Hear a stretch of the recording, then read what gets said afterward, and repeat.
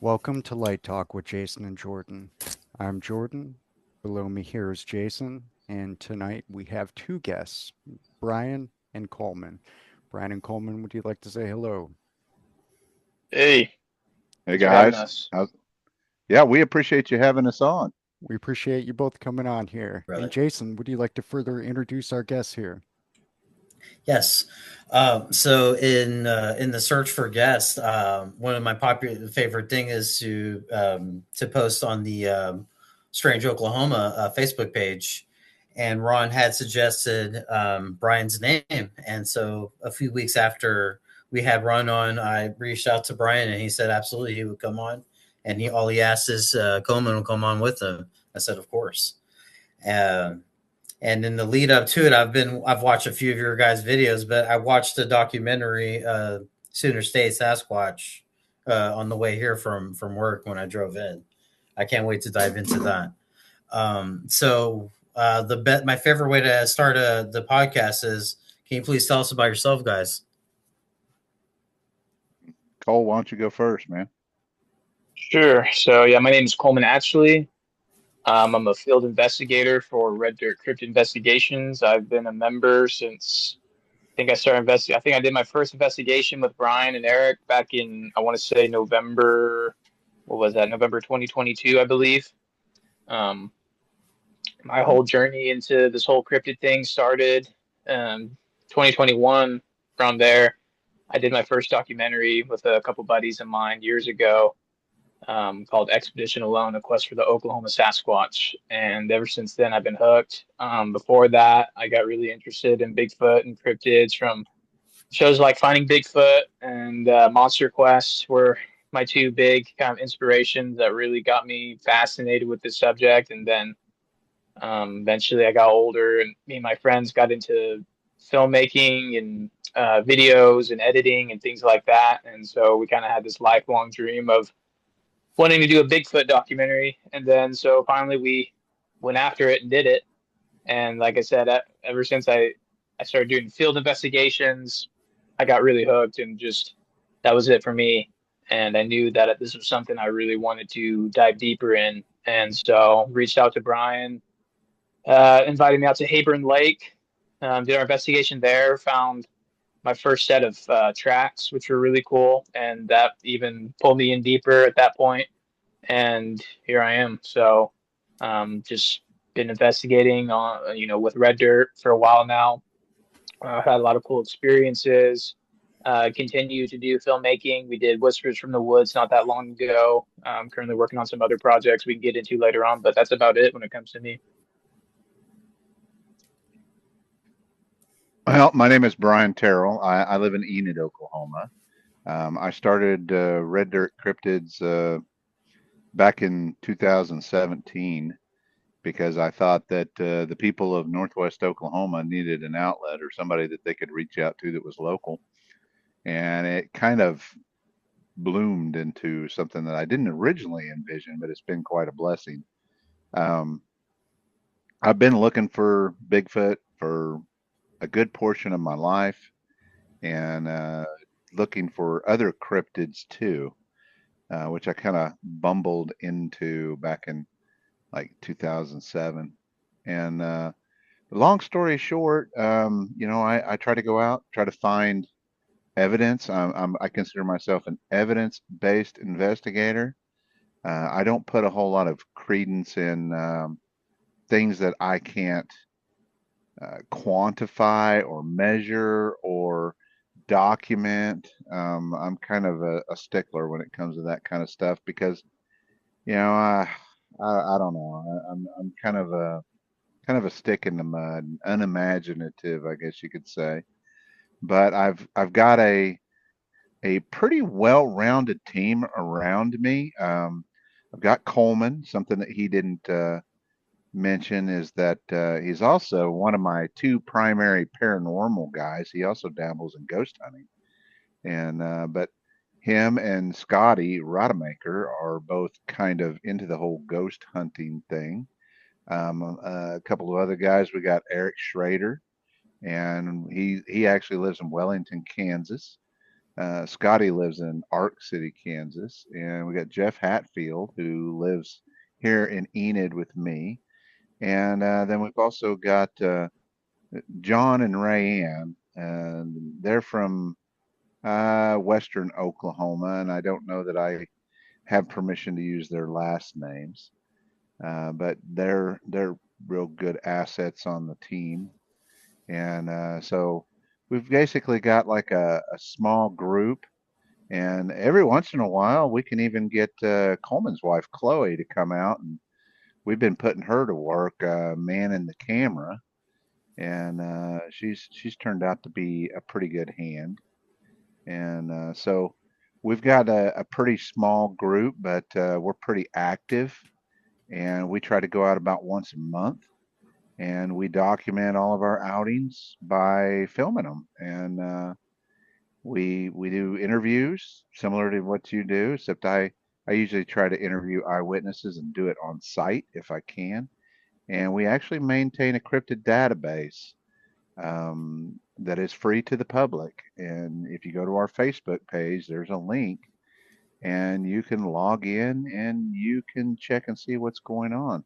We've got I'm way behind on it. I probably am. I'm bare minimum. I'm probably at least 30 or 40 case files behind because I've been slacking. But we've almost got 400 case files in there for all different types of cryptids.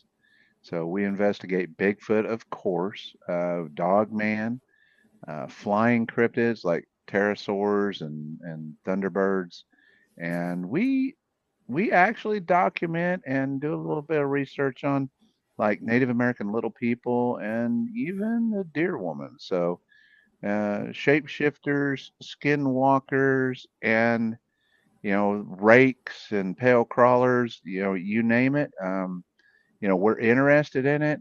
We're not here to pass judgment. We're just primarily here to document so that and to be a safe place for people to come forward and share their stories.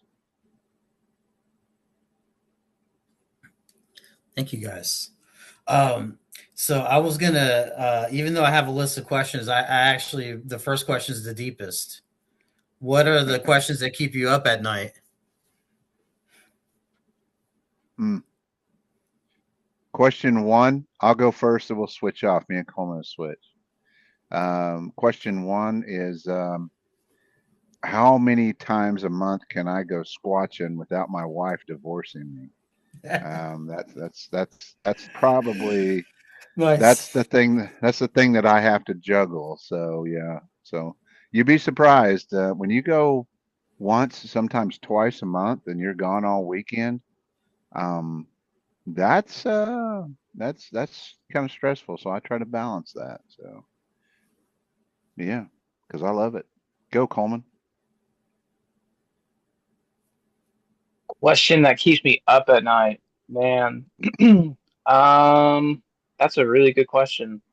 I guess, the typical questions I think we all ask ourselves is, maybe like, what are these things exactly? Those are the really fun questions that, whenever you're, around the campfire talking, it's usually, at least for us, it always kind of goes into those type of conversations. I feel like, everyone kind of starts putting their brains together, talking about, their pet theories or ideas as to, what these things are. Is there a connection to this? Is there a connection to that? That type of thing. So I would say, I think those are the more like, I don't know, maybe mentally kind of stimulating kind of questions that, I kind of throw back and forth a lot. And I do really, I really do go back and forth on those things quite a bit. Because there's just so many different ideas out there, so many different theories, and so you can kind of see all perspectives. But if I had to answer that, that'd probably be my go-to. So I'm curious. Oh, go ahead. Oh, I was just gonna say, if you really want a serious answer from me, for me, it's about the evidence, and it's about applying the scientific method to these things. And there's times that that people make claims about having physical evidence and stuff like that, and And it seems like, less than 50% of the people that claim to have evidence actually have evidence. And so when you start looking at this stuff on a serious note, it really becomes extremely frustrating. And so the thing that kind of bugs me the most is, are we ever going to come up with an answer on some of this stuff? Is anybody ever going to come up with an answer? And are we being impeded, in our progress by, entities like the government? Because it just seems like every time we turn around, it's like there's something else coming out. There's another thing that's coming out that's causing strife within the community, and it's almost strategic. It's terrible. It's like nobody can work together within the community for very long without it getting ugly. And that's the thing. I think if we all work together, I think we could come up with some really good evidence. I think we could do some amazing things. But I feel like the community as a whole and the academic community within them, it's like we're just chasing our tail. And that's what bugs me. It's like we could do so much more if we would work together instead of working against each other. And 3/4 of the time, I feel like I'm walking on eggshells, and stuff. So that's what bothers me, is the people in the community not playing nicely with one another. And it's, to me, it's kind of sad, because we could be so much more, but instead it's like we're all squabbling for scraps off the floor, you know, instead of everybody getting together. And that's what bugs me the most about Bigfoot and the community they're in. So, yeah. Why do you think that is, that people don't come together? We've had others say that too. It seems pretty common with those that do investigations. I think it's just human nature. I think that people are basically, I would say like 80% of people out there are basically selfish, and they really only have, like, one goal. Now, if, and even the people, the other 20%, they're selfish to a lesser or greater degree. I mean, I have my agenda, I have my motives, I have the things that I want to get out of things. I don't walk on water or anything, but at the same time, it's like I try to be fair, and I try to be good to people, and I try not to be one of those backstabbing people that take advantage of folks.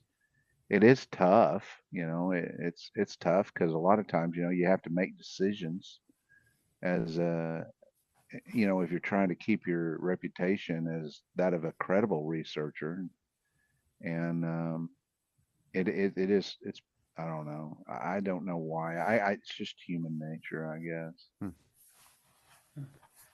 So I'm curious, what piqued your guys' interest in this? I know, like a lot of people, they'll see a documentary or they'll have an experience or, you know, somewhere in between. What was it that got you both into this? Um, for me, like I was saying earlier, it was primarily I didn't grow up having an experience. I didn't have any type of weird cryptid encounter or anything like that. I know for a lot of people, that's how they get into this.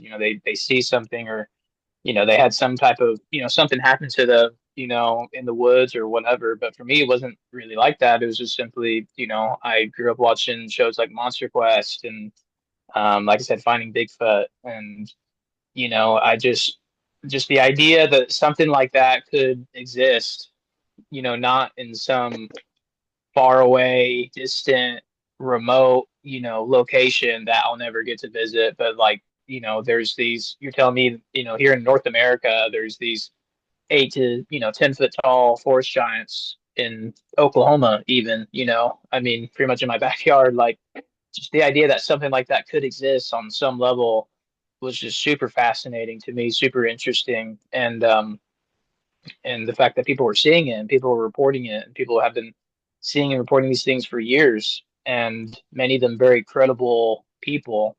So for me, that was what did it for me. It was just immediately, and I've always just been super interested in the unexplained. It's kind of corny, but high strangeness. All these things. I've always just thought that that whole subject is just super interesting to me. So that's how I got into this. Well, Thank you for for me, sharing. it was, when I was a kid, I found a footprint down at the family farm, and it was kind of half in, half out of the creek. And looking back on it now, I realized that it was probably a Bigfoot footprint where he'd kind of slid in the mud just a little bit, and the toes were kind of, they looked like extra long. It was kind of goofy, but I know what it was now. And, fast forward to when I was in college, I was watching this movie called The Legend of Boggy Creek, and there was an image in that movie of a track in the kind of half in, half out of the water or whatever. And I don't know why, but whenever I saw that track, it triggered something in me, and kind of the memory kind of came back and everything. And slowly over a period of time, I realized, that some of the stuff that was going on down at the family farm when I was a kid, it was possibly Bigfoot related, and we just didn't realize it for what it was. And but then fast forward, in 1996, I was down in Oklahoma City. I was at 23rd and Council at a grocery store, and I was doing some grocery store refrigeration work. And I was done, and I was fixing to wrap up doing the paperwork, and I went to go get my ticket signed off by the store manager. And this guy come in to talk to the store manager. He's telling him, it's like, man, there's a couple of lady joggers down there on Overholser Drive that they saw a Bigfoot digging in a trash can over there. And I was like, when they said Bigfoot, I mean, I was like, what?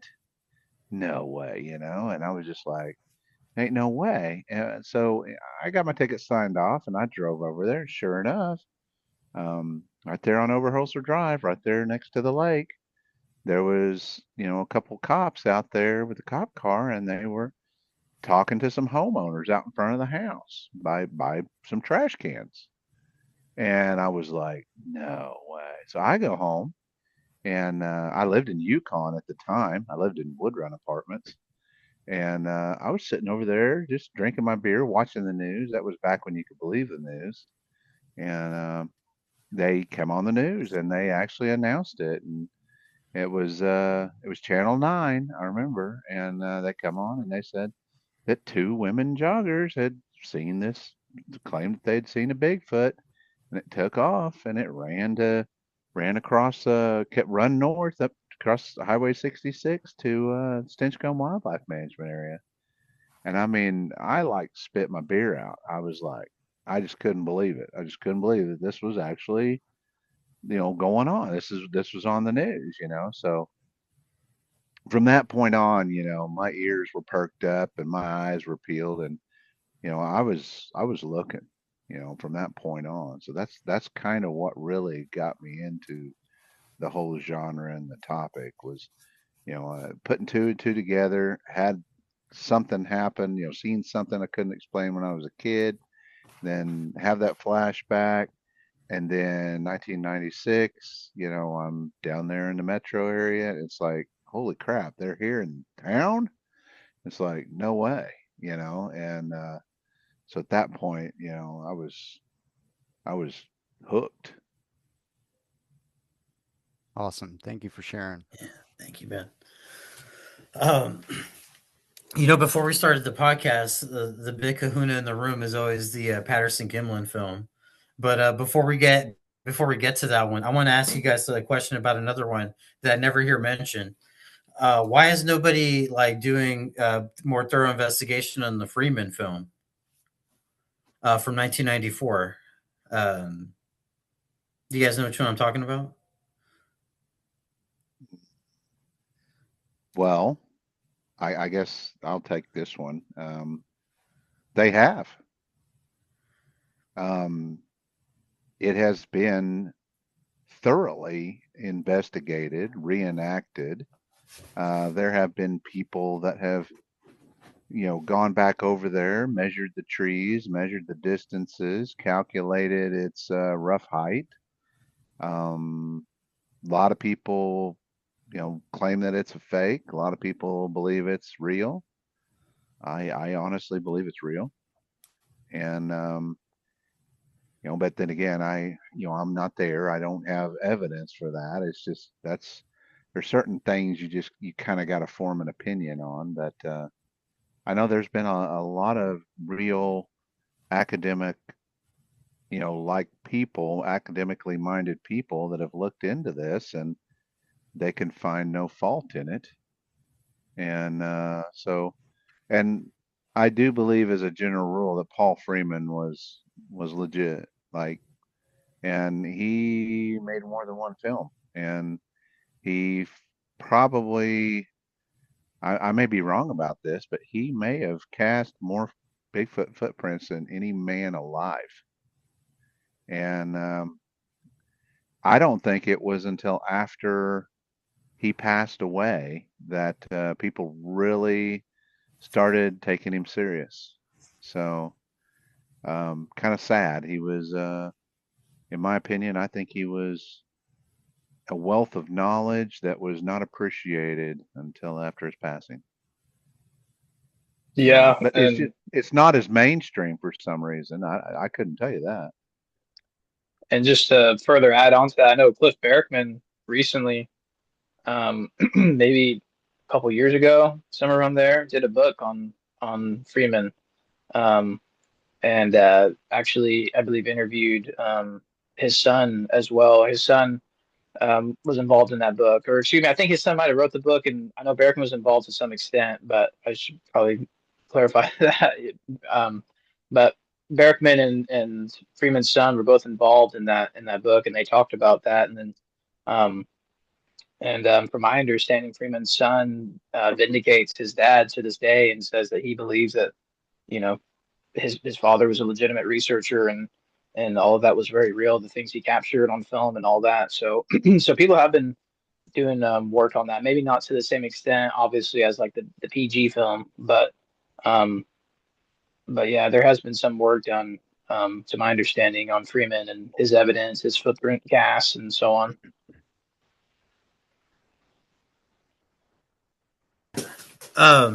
So another piece of evidence I don't hear talked about a lot, or maybe, and I was curious too if you guys utilize this in your investigations from time to time, were the Sierra sounds. So I'll go first. I can't remember a time where, I don't know, Brian, maybe you've used it before I joined the group or something, but I don't necessarily recall a time where we've used the Sierra sounds on an investigation.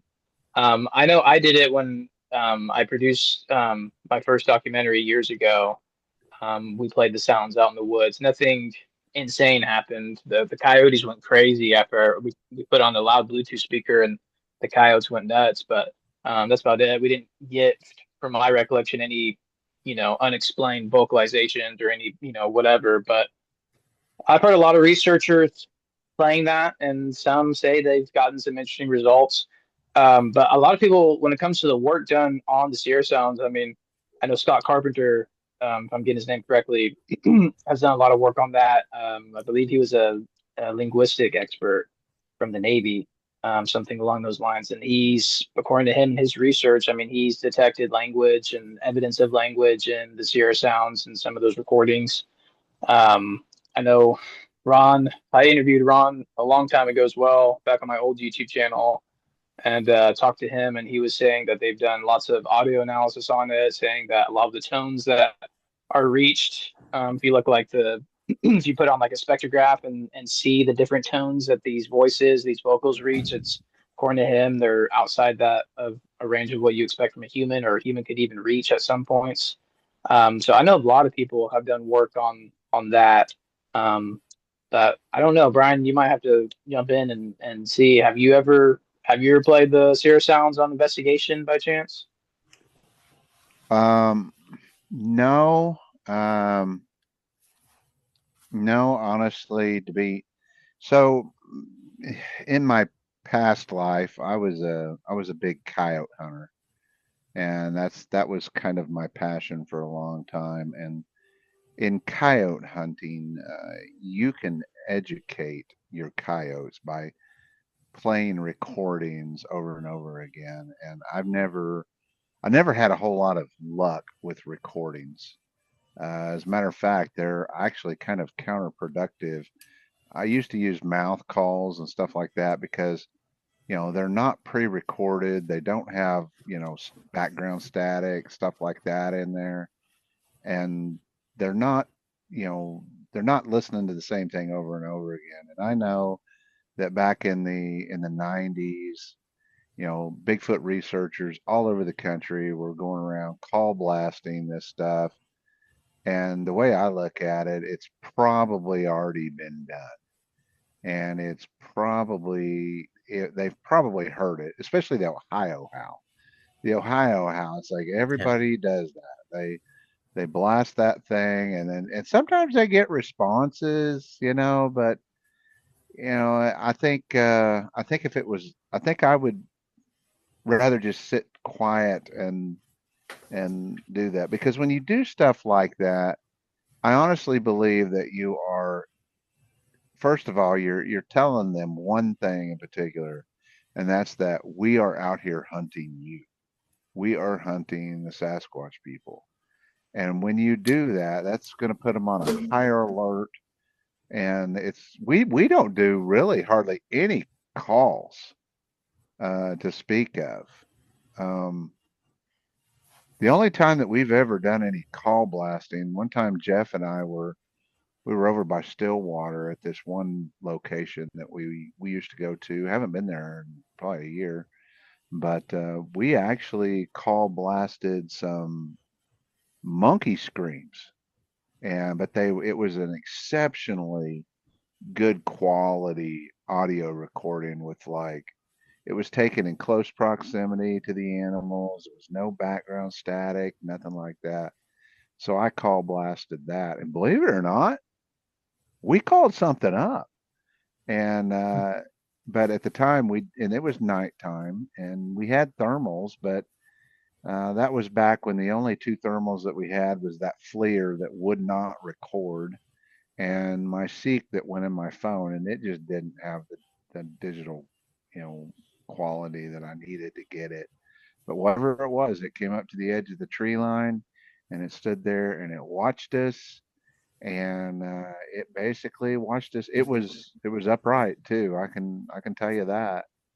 Um, I hadn't thought about that in a while, but don't do a whole lot of call blasting, because I think when you do call blasting, you can only do it. It's only good once, and then they know what it is, and they know it's you, and they know you're looking for them. And so I would almost rather just play dumb human and, go out there and do the whole acting like you're having a good time thing. And at that point, I think they will come in a lot closer to you. I think if they just think you're just out there playing dumb human games and goofing off, I think they come in closer to observe because they're curious. But I think when they know that you are out there looking for them, I think that they possibly even leave. I'd say a large portion of them leave the area entirely. You know, so I don't know. I've kind of got a weird philosophy on that. Um, so one of the weird things I hear is pretty prevalent, and I don't have any exact evidence to prove to you right now, is that a lot of people say that that they're attracted to females a lot, or they're when they're females out in the wilderness, that there seem to be more sightings, I guess. So have you guys ever tried to do like an all female team to see if it would get more responses by any chance?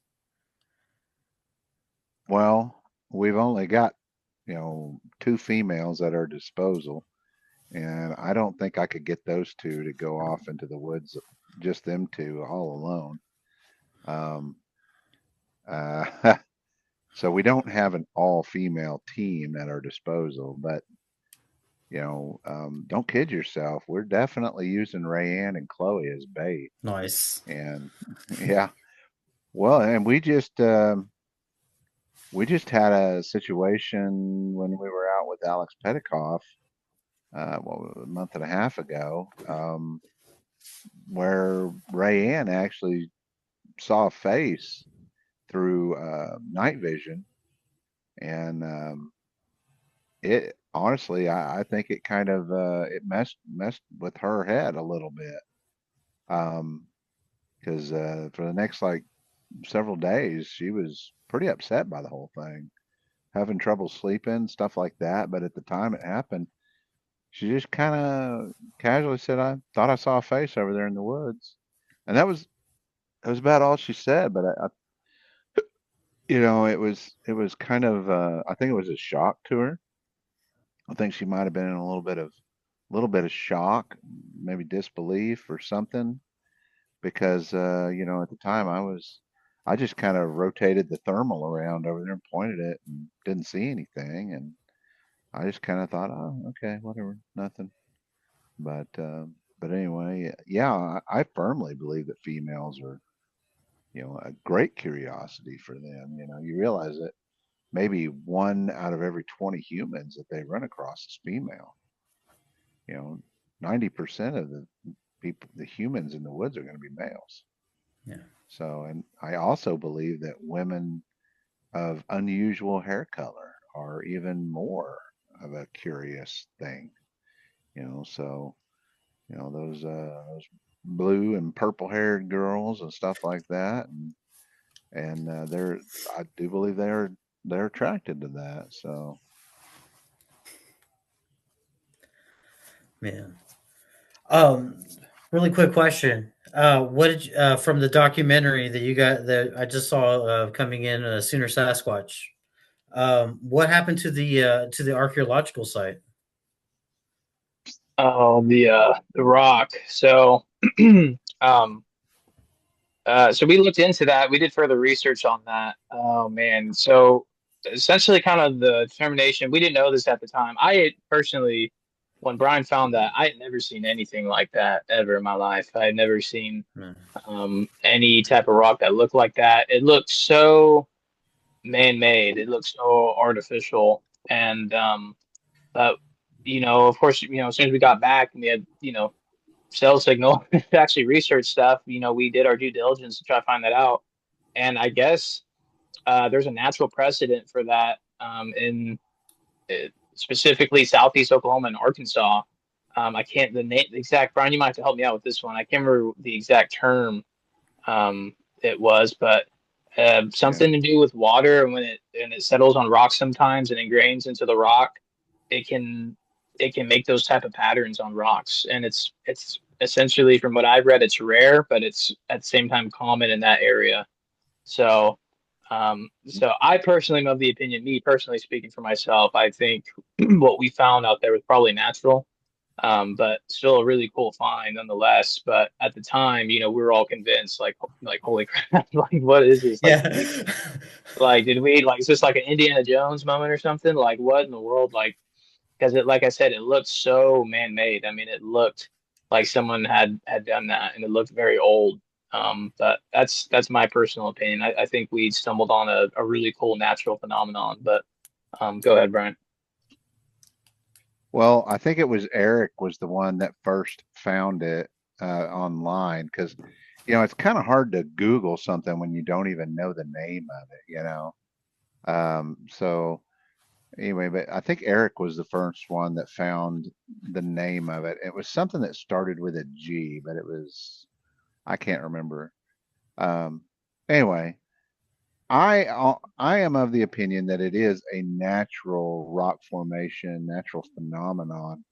But if you get in there and you actually look at it real close, it looks like somebody like took a knife or something and like went in and accentuated the rings and stuff that was already there. And you could tell by looking at it that the accentuation marks were very old. I mean, so I personally believe that it was that somebody sat there hundreds of years ago, and just maybe they were bored and they were just sitting there, kind of working it and kind of accentuating it or something. Because we did find other rocks that had similar patterns in them, but they didn't have the etching, what I call the etchings, the fine etchings in it. But at the end of the day, we didn't really know much about it for a while. And then, because I went home, got home, and I think it was like 2 days, and somebody messaged me. It's like, do you ever figure out what those were? I was like, oh crap, forgot. And took some pictures and went to a rock hounding site and posted some pictures. And it was so funny because whoever runs that Facebook page apparently doesn't check it very often, because it was literally like 2 or 3 weeks later that they finally approved the post. And next thing I know, it's like everybody's blowing up the thing and talking about it. And I even had one guy message me and want to buy it from me. I was like, no, that don't belong to me. So, but yeah, it's still there. We don't mess with stuff like that. It's we left it there for other people to enjoy. Nice. So I'm curious, what has been your favorite case so far? Oh yeah, that's good. That was one I was gonna ask. Oh, you go. Favorite case? So are you saying like favorite case involving like an eyewitness that we talked to, or like favorite case like a favorite expedition?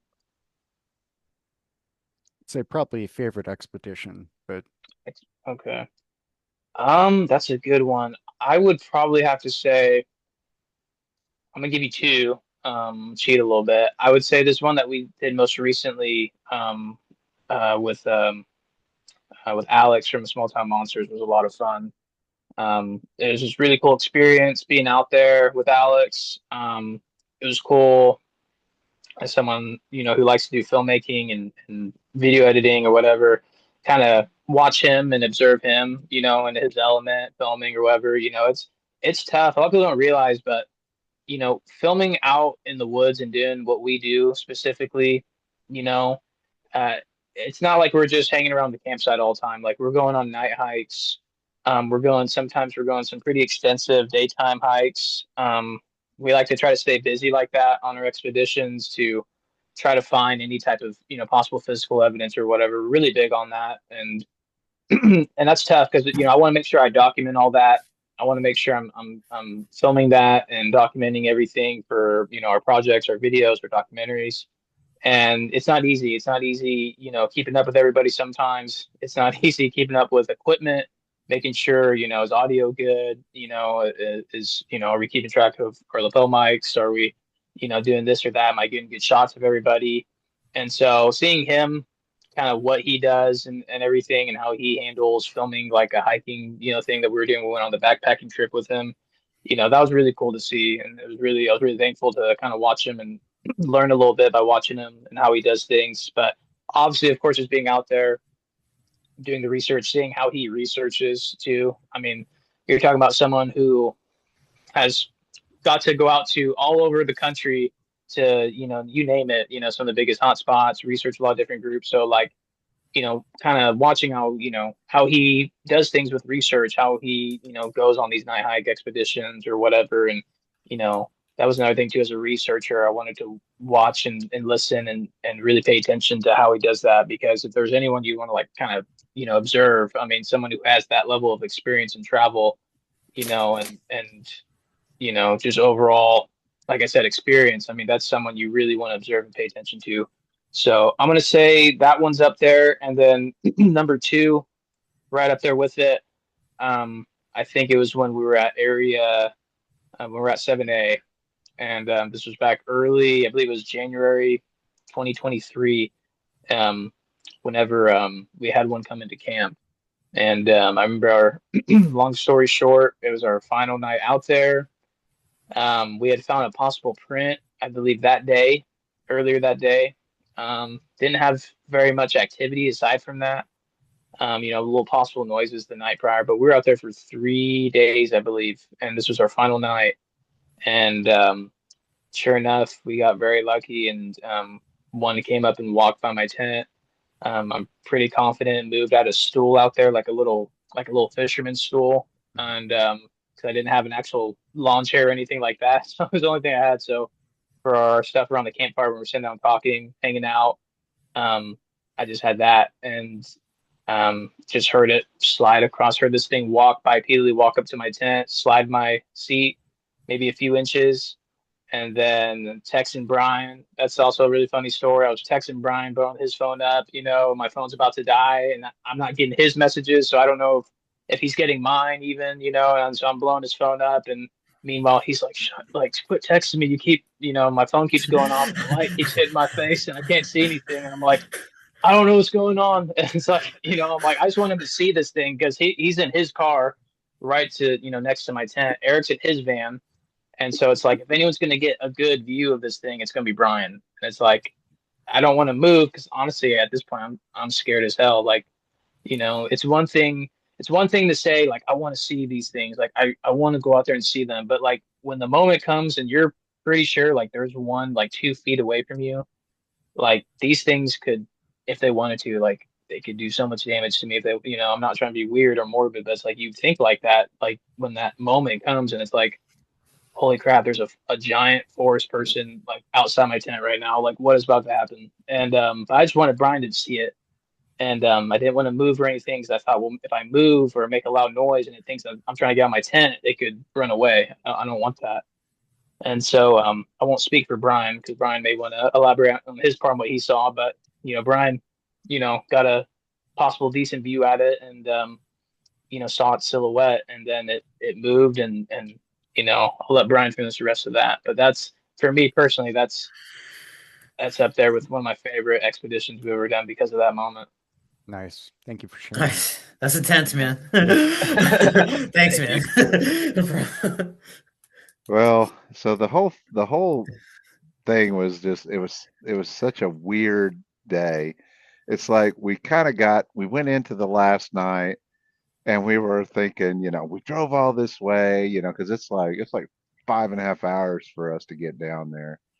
And we drove all this way and this is our last night. And it's like, and I just got done telling you that we don't normally do like call blasting or anything. Well, so that night we decided we're getting kind of antsy, and so I think, wasn't I playing bagpipe music, Coleman? I Was it bagpipe Yeah, music? you Okay, I couldn't. yeah you played some wacky, like, yeah, some type of music like that. Yeah, I think so. Something Hey, weird. hey, that's my heritage. Sorry. All You played right, some really cool. You played some really cool music out there. Let me yeah. tell you. So, but we were playing bagpipe music to begin with, and then it's like, and all of a sudden, everything kind of got dark, and everything was kind of chill for a while, and we were getting kind of antsy, but it was like super duper quiet, and we probably should have known something was up, and and then Eric goes, "I'm just gonna scream like really really loud," and we were like, what the hell? Go for it. We just got done playing bagpipe music 30 minutes ago. So this guy, so I'm sitting here and I'm standing up and I've got my thermal camera and it's one of those ones that's like plugs into your phone, and I'm standing there and I'm kind of looking around. And I'm thinking to myself, oh, when he screams, maybe something will stick its head up or maybe something will look or something, and I was actually recording, and all of a sudden he takes this super deep breath and just sucks it all in, and he just and I can't do it. I mean, if I tried doing that, it would give me like a brain aneurysm. But he screamed and screamed this cry of agony and anguish, and it just went on and on and on, and then he stopped. And I was kind of like, I'm still sitting here kind of filming, and I kind of heard this thump noise, but I didn't think anything of it. So I'm just kind of sitting there filming, and all of a sudden I hear Coleman say, something like, what the hell? Or so, I don't remember exactly what he said, but anyway, I heard him say something like, what the hell? And I was just like, what? And he's like, are you okay? Are you okay? And I turn around and like Coleman's down the ground and he's like trying to like, he's checking Eric out. Eric is laying on the ground and I'm like, what the hell's going on? I mean, I literally had no idea. It's like, why are they down there? What the hell are they doing? And anyway, long story, he passed out. He literally screamed so Oh my much that gosh. he lost consciousness. And he fell and hit his head and everything. Oh, And I thought at first I thought that they were screwing with me. I was like, guys, this is looking like really fruity here because they're both down there on the and I was just like, what the hell's going on? And Coleman's looking at me and he's looking at me like, what the hell are you doing? He's looking at me like I'm supposed to do something, and I'm looking at him like, well, I ain't getting in on this. but, but anyway, all of a sudden it's like, I realized something is wrong with Eric. Eric's down, and that's so. Anyway, I get down there. I think I turn around. I start walking. I take like a half a step towards him, and I'm like, is he okay or something like that? And I don't remember exactly what we said, but then all of a sudden it's like Eric just boing, his eyes are open. And I was like, whoa. And I don't remember, what did he say, Coleman? He so pretty much from my perspective, and again my viewpoint, Eric screams. I'm filming him because I was hoping we were gonna put this in the video of him doing this vocalization and put it in the video, and he passes out, and I literally go, and he's laying there on the ground just passed out, and I looked at Brian, and Brian's like got his thermal camera over, and Brian's just filming, and he has no clue. He has no clue what just happened, and I'm like, am I in the Twilight Zone right now? Like, I thought they were pranking me. Like, I thought they were pulling some stupid prank. Like, they had planned this, and they're like, oh, we're gonna get Coleman good. Watch this. And I sit there like I'm waiting for someone to be like, oh, gotcha. I'm waiting for someone to laugh or something, and it's like 10 seconds of silence, and I'm like, oh my, this man is actually passed out. And so I get on the ground, and he fell hard, and I get in the ground. I'm like stabilizing his neck, like. I'm making like, I'm like, does he have a broken neck right now? Like, I don't know. So I'm sitting there stabilizing his neck, and I'm like kind of propping him up so he can breathe okay. He's like asleep. He's not, like he's literally like, he looks like he's at full peace just sleeping. And then Brian looks like, it looked really creepy at the time, but it was Coleman's training kicking in, And so he was just trying to do what he'd been trained to do, but at first glance it looked a little weird. So yeah, Brian looks, and I'm like, Brian just looks at me, he's like, what's going on? I'm like, he passed out, and he's like, what? And we're just looking at it, yeah. And Brian, like what Brian was talking about, Eric, this is Eric, and he just goes, and he just does that. He just wakes up, and he's just looking at me. And we're just staring each other in the eyes, just looking at each other. I'm just above him, looking at him, and he's just looking at me, and we're just making pure eye contact for 5 seconds, and it was creepy. And it's just Eric's, and I'm looking at him, he's looking at me, and Eric's like, "What's going on?" And I'm like, "Do you not remember like what happened 10 seconds ago?" He's like, "No." I'm like, "You passed," Brian goes, "You passed out," and he goes, I did. And we're like, yeah, you passed out. And he's like, oh, no way. He's like, how? I'm like, dude, you screamed for a solid like 20 seconds. I mean, when he screamed, I mean, he screamed so loud and so long. I mean, he was pushing like when he was getting towards the end of his scream, I remember he was just pushing like all the air out of his lungs, just like, and he just boom, like I just didn't breathe for a solid 30 seconds. There's no oxygen, just overexerted himself and just passed out. And we made him sit in the chair. And Brian was like, go sit down. Like, don't even do anything. Like, just go sit down and relax. And so he sits down. And I'm checking him. I get my flashlight. I'm making sure his eyes aren't dilated or whatever. I'm trying to Well, see if he has a concussion. hold on, you forgot something. I got to interject. Good, good. So Coleman says to him while they're down on the ground, he goes, "Are you okay?" And he Yeah. goes, "I feel fucking great." Yeah, he's like, yeah, It was so weird. It's like he was fine, and he told us later that he felt like he'd gotten like a full night's sleep. yeah. Mhm. And he was, how long do you Weird. think he was actually out, Coleman? I would say he was probably passed out. If I had to guess, looking back, to remember maybe a good solid 30 seconds, maybe at least 30, 45 seconds, maybe a minute. I mean, he I was, feel I mean, he was, great. I was like, because I was kind of was like, there's no, he hit his head so hard. Like, I mean, he blew the back of his head on the ground. I'm like, dude, I was asking, like, do you feel nauseous? Like, so like I said, I was trying to see, does he have a concussion? And he's like, I feel great.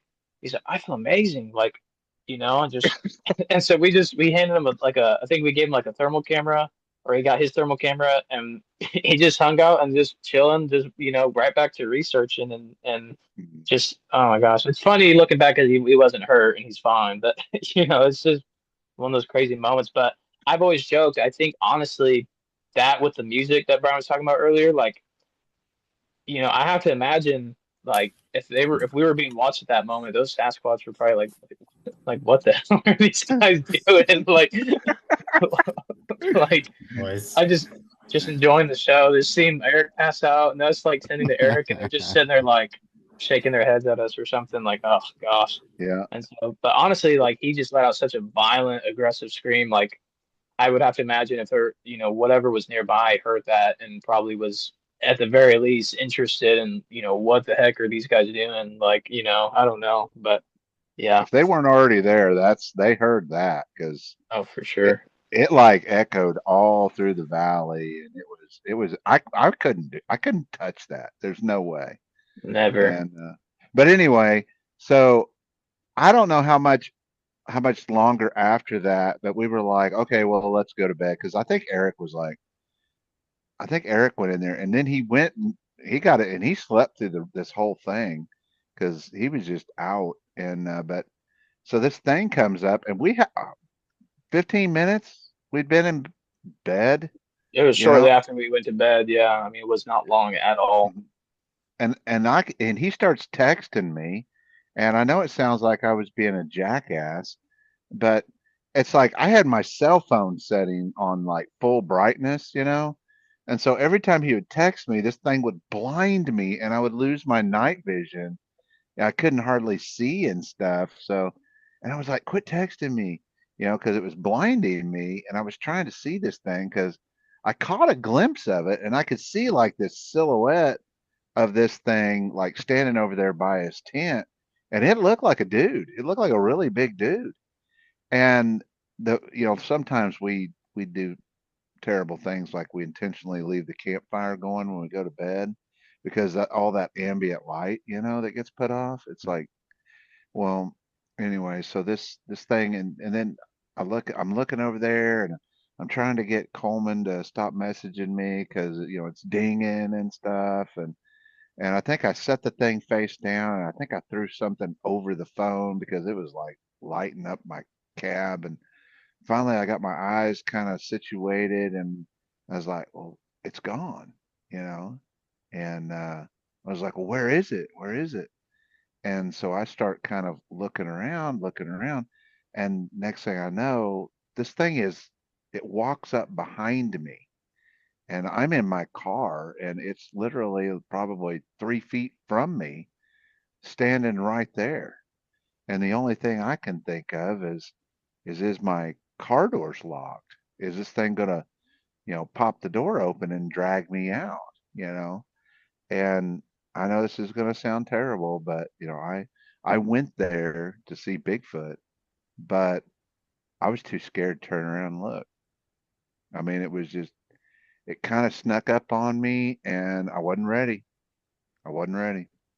Not psychologically ready, that's for sure. But I don't know how long it was standing behind me, but time kind of slowed down and I kind of freaked out. And what I finally I kind of snapped out of it, turned around, and whatever it was not there anymore. And we got up the next morning and we found tracks, didn't we, Coleman? Yep. Yeah, we We ma- did. Yeah, we found some tracks on near our campsite. I think, and the most interesting thing that I remember about it is there was this pretty decent sized berm, and so there was lots of leaf litter on the ground still, and this berm was near our campsite, just right down, I mean, just not, I mean, literally right next to our campsite, essentially. And there was a deep impression. We took a picture of it. There's a deep impression, pretty decent size impression in the middle of the berm. I can't tell you the exact height, but it was tall, big, steep. I mean, it was a steep berm. It's, if I were to try to climb up on this berm, I would have to get, on all fours and climb up it. But whatever this thing was, like took one step in the middle and then there was another impression on top. So it was just in two steps, whatever this thing was able to clear this berm. And you go on top of this berm and sure enough, you look and it's overseeing our campsite. So we were able to put together this whole story the next day when, everyone's awake and all that, 'cause my phone died. So it's like, and I stopped hearing the footsteps. So, I had no idea Brian had seen it or whatever until the next day when I talked to him. And so whatever this thing was, the scream thing, there it happened, and then we all go to bed and lay down, and we're listening, and then sure enough, this thing, like Brian was saying, about 15 minutes later, maybe, I mean, clear as day. It's like it wasn't even trying to be quiet. I mean, it was so confident, and it's like there was no like it was just pure confidence. Just walked up, kind of stopped for a second, moved the chair. I heard it walk around my tent at one point, I believe. And then, yeah, then the thing with Brian happened. He heard it and he saw it beforehand and heard it. And then this thing walked out of camp, went up to his berm, and then probably sat there and watched us, afterwards to get one final look at our campsite and then left. But that was just such a cool moment to be able to kind of put together the whole story like that and see, like, clearly something came up in tent and watched us. It's kind of creepy to think about, but at the same time, it's exciting, because that's what we're out there for at the end of the day is to have those type of experiences and document that type of evidence. Thank you so much for sharing that. Yeah. And I want to say I totally understand what you're saying. The fear that sets in, you think that you'll be able to handle whatever is coming up to you, but when you're in the moment, man, I've had experiences like that, Jason too, where we thought we were ready, but we weren't. No. Yeah, that happened to us in Mena, Arkansas. We've spoken about it once or twice, but basically something gigantic was walking towards us in the woods. I freaked out. His wife freaked out. We ran. We took off. And Jordan was just ready. And I regret that moment because I think if I would have stuck around, we would have been in for a show. But I sensed something gigantic. I hadn't felt fear like that in a long time. So I knew that was something different there. Yeah, just a raw human reaction. It's like it's you can't help it. Yeah, I mean, it's you can talk about it all day and everyone talks about I want to see one. I want to see one. I want to have a close encounter with these things and but when it happens, it's like it's one thing to like an interview like this to talk about it and say like, oh, I'd love to, but when you're like you were saying, when you're actually out there and the moment's there and because those moments aren't common necessarily, those type of really close encounters, but when they finally do happen and you're just right place, right time, like, I mean, it's just natural human instincts, I mean, like I said, tall 10-foot forest giant or whatever it is, that could easily do some damage to you. I mean, if it wanted to, I mean, it's, yeah, it's just, there's no shame in it. It just is what it is. The only thing we can hope for is if we ever get a moment like that again. And we've had other close encounters, similar, and we've learned from that. And that's one thing I'm proud of too, is like when we have these moments, like it is kind of frustrating because, you think to yourself, like, man, I wish we would have done this. Like, why didn't we do this? Like, sometimes I wish I would have just ran out of my tent with my camera in hand and just try, I mean, maybe that probably wouldn't have worked out well for me or whatever, but you do think back, like, what could we have done different? And one thing I'm very proud with our group is we recognize our mistakes we make as researchers and we try to implement, okay, if we're ever in a similar situation, like, what are we going to do next time? And not to get off too, into a whole nother deal, but there was one time where we saw something peeking around the tree. I told you about my first expedition I did with Brian. That was at Hayburn, and long story short, Brian saw something peeking around a tree. He was talking to me, acting like he hadn't seen it, and asking if I could see it, and I could just see a slither of something dark kind of coming in and out. But I didn't get as good of a look at it as he did, but I could kind of see it. And afterwards, we talked about it. It's like, why didn't we have like one of us walk up to that thing and someone stay back with like a camera going or something to at least see if it would move or whatever? But it's just, again, you're in those moments, and it's like, unless you have a plan beforehand, and unless you have moments like that to learn, like, you don't know. And so we've been in situations similar to that after that, at places like 7A, where it's like we'll have activity at camp and we think we know where it's at. And it's like, okay, like, I'm going to go forward. You kind of follow behind me, but keep a good distance so you have a broad view with your camera or your thermal or whatever. So that way, if I spook this thing and it moves, we can hopefully get on camera. So, it's just learning experiences like that. As a researcher, that's really important that you have those moments where you can kind of have like a protocol, so to speak. So that way, hopefully, if it happens again, we can be prepared for it, at least more, prepared for it. Yeah, we've made a lot of mistakes over the last few years, and we've done a lot of dumb stuff. And I guess we're learning from our mistakes. I know that when we were down at 7A and John saw that thing through his PVS 13, I know for a fact that once we kind of got our wits about us and we realized that something was going on, which that took us way too long because John had to yell at us, but we basically, Coleman and I, we grabbed thermals, and I think Coleman grabbed a night vision camera or something, and we just started walking down towards it. We were going to engage it, and we got down there, and we actually got. I was picking up some kind of heat signature in the woods off to my right, and but we never could really get a good look at it. So whatever it was, it definitely eluded us. But I feel like the advancing on its position was probably the best thing to do. Instead of just sitting back, and I don't know. It's like once they know that you are aware of their presence, I don't really think you've got anything to lose other than your life, of course. But by advancing on these things and trying to close the distance, they're always going to outrun you. They're always going to outpace you. But at least you feel like you did everything you can do, and that's the thing, because the coulda, shoulda, woulda moments, you beat yourself up about that kind of stuff. Like when we were at Hayburn and I saw that thing peeking out at me, I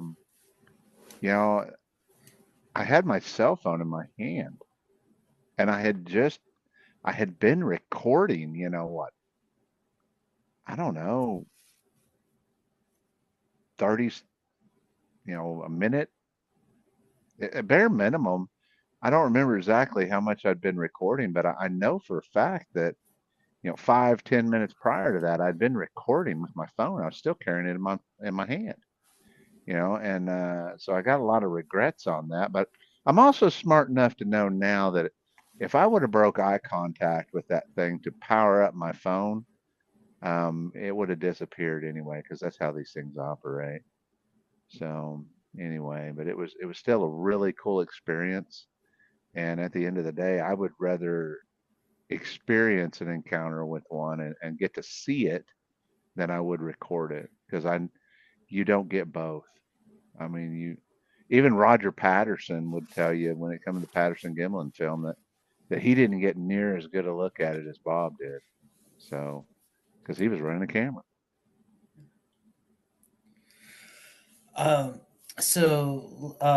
I kind of want to tie into the hardcore evidence and kind of like the woo woo stuff, if you will, really quick, because you're talking about footprints, if you will. So the reason the besides the Patterson Gimlin film, the reason I started taking it a little bit more serious is when Jeff Meldrum was describing the Dr. Jeff Meldrum, rest his heart, rest his soul. He he was talking about the dermal prints on the prints, and how he was also looking for partial prints because it tells you how the foot dorsiflexes. And I was thinking, yeah, that is actually pretty incredibly hard to hoax if you were trying to do that, because you'd have to have hundreds, if not thousands, of pounds of pressure per square inch to make some of those impressions in that kind of sedimentary. And I was like, man, this is pretty like hardcore evidence. Here's where it leads into the woo woo. The thing that some of the people like will tie this into is that sometimes they'll be in the middle of an area where there should be more, but you'll have like one or two prints, even though they may be like 8 or 6 feet apart. And that's where they kind of be like, well, oh, this is where they went interdimensional, or where something else happened. Now, like within the primate in the primate kingdom, they go out of their way to hide the evidence of their existence in the area because they're apex predators, right? So I'm curious, what is your, like, right now at this point in your research, what are your actual theories on how these things operate, how they communicate, and what they really are? Because a lot of people think that this is actually people and not creatures per se.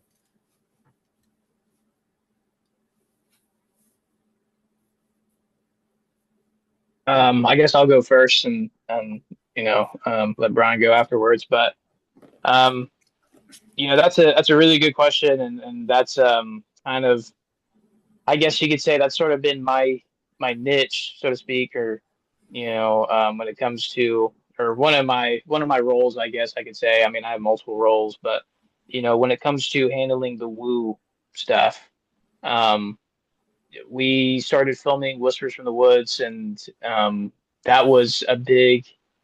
The thing is, with Whispers from the Woods was when we first started doing that project. The goal or the game plan was to just do like a very stereotypical kind of normie Bigfoot documentary. I was initially wanting to title it, Red Dirt Sasquatch.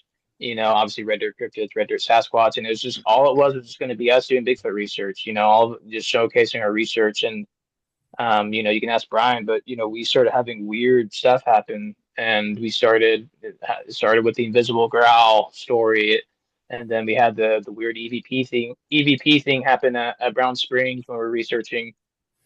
So it's just multiple weird stuff, and then obviously with the whispers at the end, I mean that in itself is very odd. The circumstances surrounding that, I mean, just very weird. And so that really made me want to say, okay, you hear stories about this all the time. You hear stories about, the mind speak. You hear the stuff about, like you're saying, like the disappearing tracks, like open field, line of tracks, boom, boom, boom. And then Mills Field, there's no trees nearby. There's nothing where it could have, people will say, well, they'll climb on a tree and then they'll move, and that's why the track line stops or the trackway stops. But these situations like that, how is that happening? Like there's nothing for it to climb on. There's no reason necessarily to say, or at least a good reason that we know of to say, why did this all of a sudden stop? There should be more print. Why? So for me, what I want to do going forward is I want to, instead of just talking about those things, my thing is, why don't we use what some people would call the more paranormal type, investigation equipment, like the EMF meters, taking radiation readings. Even I know a lot of the UFO researchers do that, go to hotspots and use like Geiger counters and things like that, and actually try to take readings. If we see a trackway like that at any point, I've never found a trackway like that personally. Brian, I don't, not to speak for him again, but I don't think he has either, or anybody in the group has. Correct me if I'm wrong, Brian, obviously. But my thing is, if we ever do find something like that, why don't we take readings at that point? Why don't we take EMF readings and see, like, is there any magnetic anomalies, in areas like that? Now, that wouldn't prove anything. That wouldn't prove that it's paranormal, because the whole theory of magnetic, EMF fluctuations in regards to paranormal activity is a theory in itself that hasn't been proven. So, but it is a theory, and lots of people reported, strange magnetic fluctuations and things like that with compasses and stuff like that in paranormal hotspots. So it's something worth trying to document. So going to an area, like one thing we like to do is, Brian and I have talked about, we need to have like a protocol when it comes to like when we arrive in an area, how do we want to do the more paranormal research type of things for our investigations? Like, and one of those things is like, when I go to an area, like I should really be doing this. I need to start doing like baseline readings at our campsite. You know, if I go out in the middle of the woods and there's no power lines near me, there's nothing like that, and I'm getting fluctuations or, anomalous readings that are coming and going that are sort of not consistently high, but just a random spike or whatever, like that's something to take note of, and we need to document that. If we get strange readings as we're having strange activity, if we start having rocks getting thrown, all of a sudden we're getting crazy spikes on our equipment. If we use the lightning detectors, we'll get unexplained hits off that as well, just randomly, not a storm or anything near us. And I know a lot of teams are using that recently as well, I see. So to answer your question, that's how I handle when it comes to the woo. I think that's something that more research needs to do. I know a lot of people are very much divided on that issue. I don't take a hard stance on it. I don't know what they are. Ultimately, at the end of the day, it's a pure mystery. I will say this: I think if we were dealing with primates, if this was simply just a descendant of Gigantopithecus, which, to be honest with you, and this is me speaking for myself personally, I'm not even fully convinced personally that Gigantopithecus was a real thing to begin with. I think the evidence for that is not the strongest. I mean, we found some teeth fragments or something in a dentist office in China or something like that years ago, and we've developed this whole there was this quadrupedic or bipedal large primate. I don't, me personally, I'm not convinced, but let's say I'm wrong on that. I think if that was something, if we were just dealing with primates in the woods, and even if people want to say, oh well, they're very intelligent and that's how they're able to remain so hidden, or there's government cover up, and I believe that there's those elements to it as well. But I think at the end of the day, some rancher out there, some farmer, some someone with a weapon would have taken these things down eventually. And I think at this point, despite all those things, despite the intelligence, despite the gut, whatever, I think someone would have been able to put one of these things down and get the body to the right person, to the right researcher with the right connections. And I think we would have proven these things at this point, if that's all there was to it. I really do think that, but that hasn't happened. And so for decades, we're still kind of chasing our tails with no real answers at this point. So I think we need to try new things. I think we need to still be scientific about it, and we still need to be good researchers about it. I think a lot of people are anti-woo because they see stuff like, I'm trying to, poke fun at anybody, but when people post pictures on Facebook of these pixelated, blurry images and say, well, this is a dogman creature coming out of its, out of the fifth dimension or something, and it's entering in and out of our physical reality, and here's the proof, and it's just some blurry image. Like, people don't take that seriously. And to be fair, I agree with that. We shouldn't take that seriously. And so I think that's why a lot of people kind of have this disdain for the woo. So at least partly, some people are just closed-minded. That's the reality as well. Some people, you could give them all the evidence all day for the reality of the paranormal, and people will still make fun of you and say, oh, that's ridiculous. But, people could say the same thing about flesh and blood, Bigfoot researchers. Oh, you think that there's 10-foot tall giant primates in North America that have detected capture for, centuries now, or however long they've been around. So, both people can equally tease each other. So I think people just need to be a little more open-minded.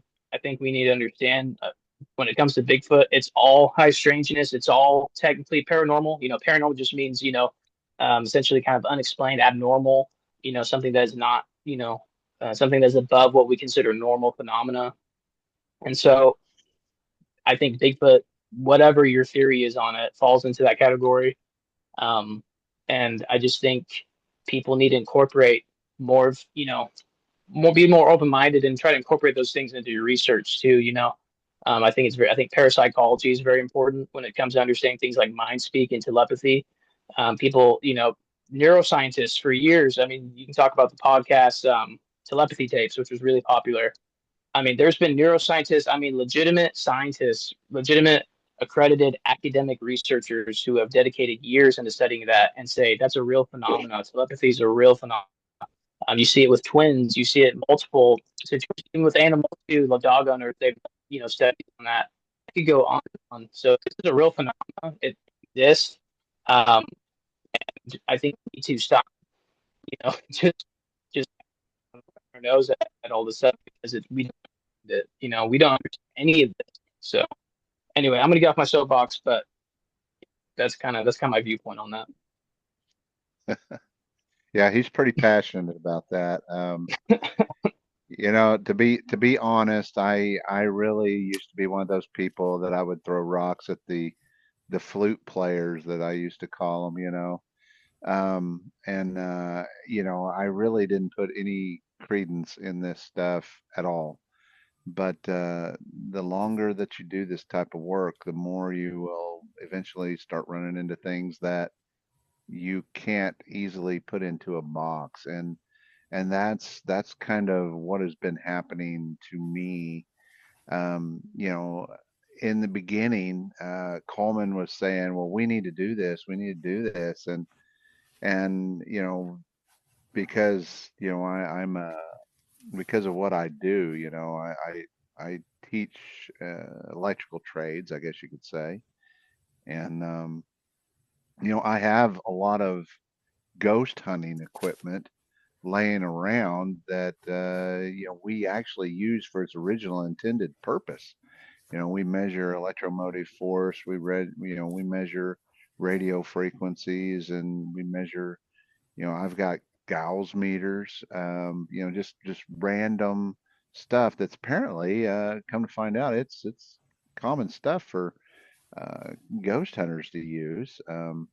Long story short, I started bringing some of that stuff along to kind of, you know, appease Coleman and his desire to pursue this, as kind of a thing to kind of, make him happy. I didn't put much credence in it, but then, suddenly we started having some pretty interesting stuff. Um, I think Eric and I bought lightning detectors.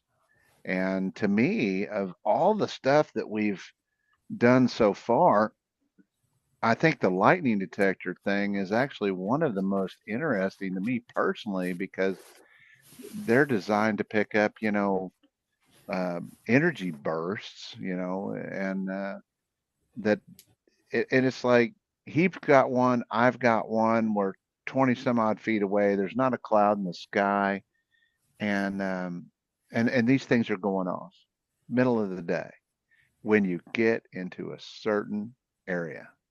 You know, um, Prime example was Mohawk Park right there in Tulsa, Oklahoma. Um, we go down there, lightning detectors aren't going off. I left my lightning detector in the parking lot at the hotel room. Stayed out there all night long, never went off once. Second, I get within about a quarter of a mile of Mohawk Bird Creek, and all of a sudden this thing starts going off like a freaking pinball machine. And by the time I got done and we wrapped up, I think it'd gone off, what was it, like 118 times? It was ridiculous. And there's not a cloud in the sky. You can watch the video. I mean, and we didn't sit and record the thing going off all the time, but we did record, we did show it, and we try to show that kind of stuff. As far as like measuring stuff with like the tri-field meters and stuff like that, monitoring for that kind of stuff. Right now, we are at the education part where we're trying to learn what is generally considered normal. We go into a place when we first arrive, we kind of walk around, we take some baseline readings, and then we monitor that kind of stuff throughout the night. We've been in some unusual places in the middle of nowhere that are showing strange RF signals that seem to be coming through, and we shouldn't be getting this stuff. And especially out there in the middle of nowhere, it's like something close is sending a signal. Um, and we've been some places where we got nothing.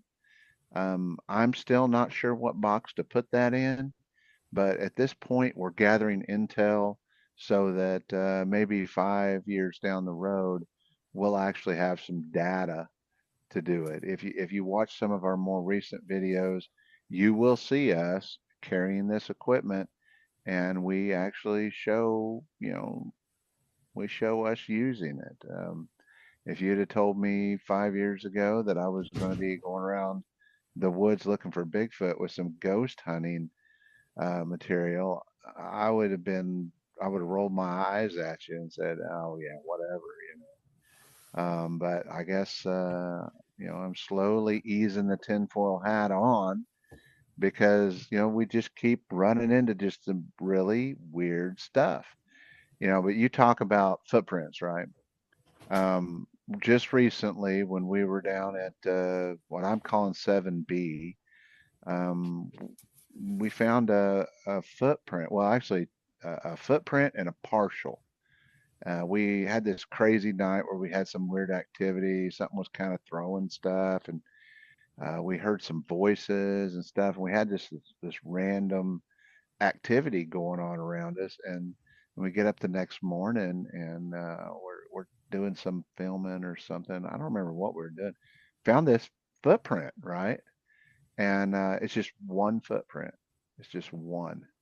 And then there was this other partial, and there was like a little ledge in the dirt.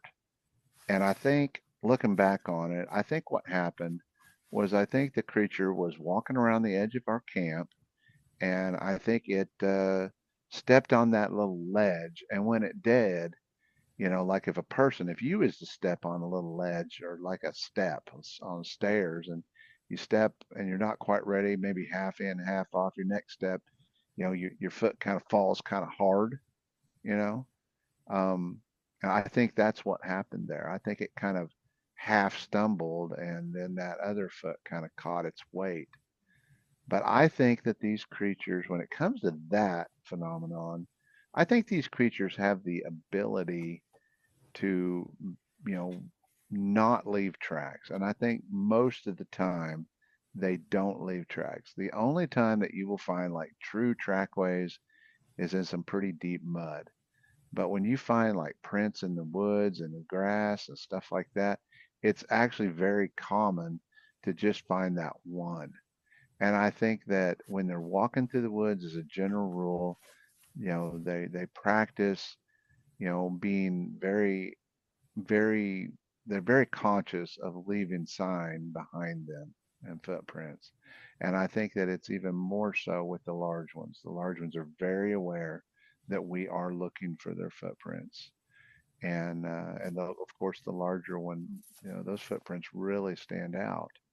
Whereas I don't think the little ones, I mean, I'll find smaller Bigfoot footprints, you know, on a semi-regular basis. But, the big ones, you don't find them all that often. But I think that they're very careful about leaving footprints. And as a general rule, I think they can walk through the woods without leaving footprints because they're thinking about it, they're dwelling on it. But I think when we find those little short, two or three steps or one footprint or something, they either, maybe slip a little bit, catch their weight, or maybe something attracts their attention. Maybe they squirrel out for a second. Maybe they see a deer or something, and then they step down a little too hard or something along that line. I think maybe they screw up every once in a while. Now, if you're asking me to explain the complete trackway that walks out into the middle of an open field in the snow and then all of a sudden the tracks just vanish, never seen that, but I have no explanation for that. So, waiting to see that one myself. Nice. So I'm You know, curious. Oh, go ahead, Jason. no. Go ahead, George. I was just wondering, what is the weirdest experience you've had, whether it be an investigation or an expedition? Well, Coleman, I'm going to let you tell the one that's probably the weirdest for both of us. Yeah. So, man, I have to pick from the smorgasbord here. Well, should I talk about the visible growl, you think? Yep. So, again, this is the thing that kicked it all off for us when it comes to the weird stuff. Like I was saying earlier, I was going to be the Red Dirt Sasquatch, just your standard typical some guys out in the woods, researching Sasquatch, and all that, and just showing our research techniques and this and that. And we interviewed an eyewitness in Southeast Oklahoma. His name was Chad, really cool guy. Really, in my opinion, very credible witness. Just you always hear people say, "Oh, he's just a normal, normal dude," and it sounds corny, but he really was. I mean, he's just a normal guy. Nothing, nothing strange or sketchy or anything like that. Just a normal everyday guy who had this, interesting encounter out there. Really, really almost like a swamp. Just deeply wooded, very swampy area, and was out there deer hunting with a friend of his, older gentleman, and saw this creature and wasn't prepared for it, ran away from it, got really scared. And, so he was telling his story and we were interviewing him, asking him questions. And to backtrack a little bit, he showed us before we filmed that interview with him, we're at his place, his residence. He showed us this print that they had found, and he was thinking that this was a Sasquatch print. He just thought it was just this possible Sasquatch track. And we looked at it, and Brian made note that it had what looked like claw marks on it. And at that point, we were like, well, that could be like possible like Dogman tracks. So that makes it even more interesting because those are very rare. You don't see that very often when it comes to Dogman trackways or prints or whatever. And so we're out there and we get done filming the interview and we're walking back to our vehicles and we're about to head out. And Chad asked us, hey, do you guys want to see the area where we found the track?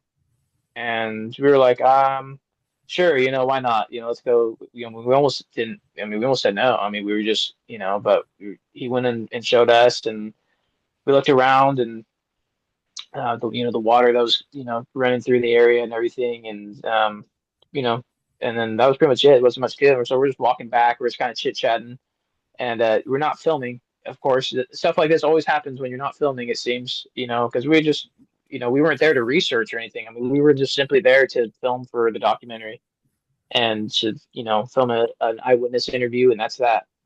And all of a sudden, I hear, from my perspective, I hear what I thought was a chainsaw going off, and I stopped and I'm looking around. I'm like, why is like who's doing that? Like who, like who's cutting trees? Like it's kind of weird. And it keeps going. It happens again, and everyone stops at this point. We're listening, and it happens 5 times in a row. From what I remember, is these 5 consecutive, and the first 3 especially. We realized on that second to third growl that this was a deep, loud, guttural growl. I mean, it was just deep and guttural, and we're sitting there listening to this, and we're looking around. I mean, it's so loud. Now, for me, this wasn't quite. You hear the eyewitnesses talk about like they hear these deep growls and it just reverberates in their chest. It wasn't to that level, but I mean, it was loud. And like I said, when I say guttural, I mean, it was a deep. I mean, I'm not even going to try to mimic it, but it was this deep guttural growl. And so I get my phone out and I hit record on my phone, and I was able to capture the last 2 growls. Unfortunately, they were the fainter ones. They weren't nearly as loud or as the first 3, but I managed to capture at least the last couple of growls that got a little bit fainter. And but it growls 5 times, and it's like we're looking around, like where is this thing? Because it's like it's so loud that we're like it has to be like right there in front of us, but it's not there, and we're just sitting there looking at each other, just dumbfounded, like where is this coming from?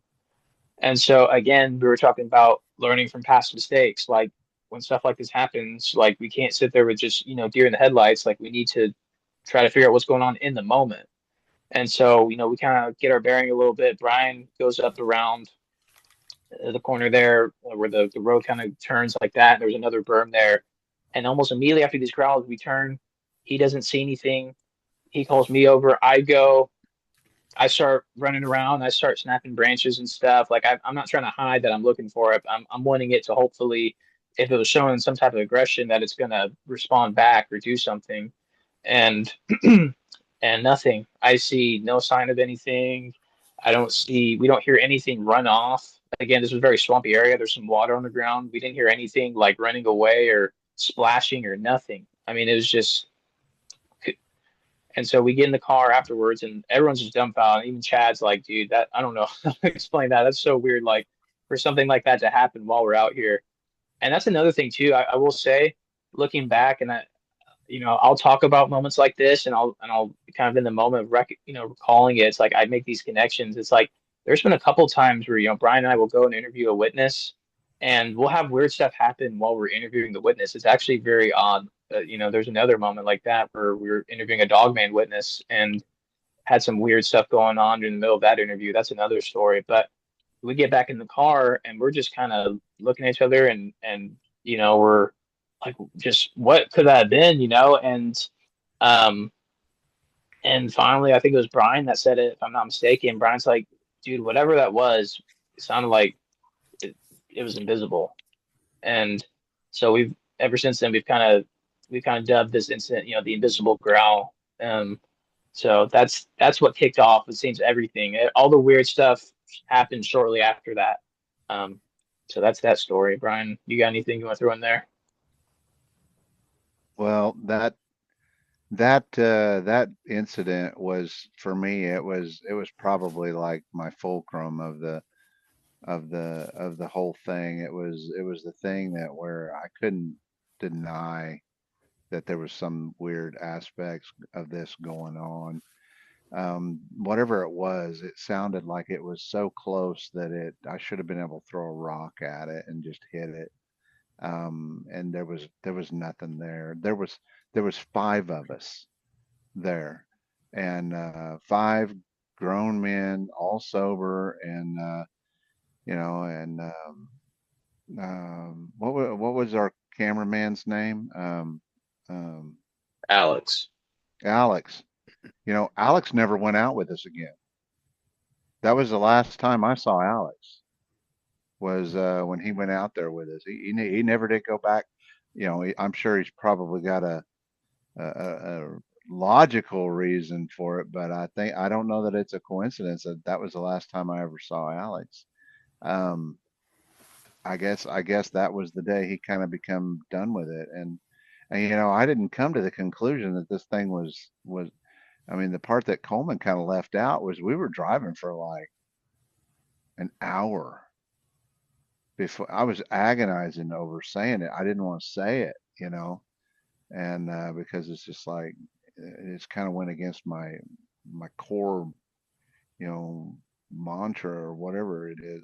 I don't know, my beliefs. It challenged my beliefs, and but whatever it was, there was something there, but it was not visible with the eye. And this was broad daylight. And everybody that was there was in agreement that we should have been able to see it. It should have been right there.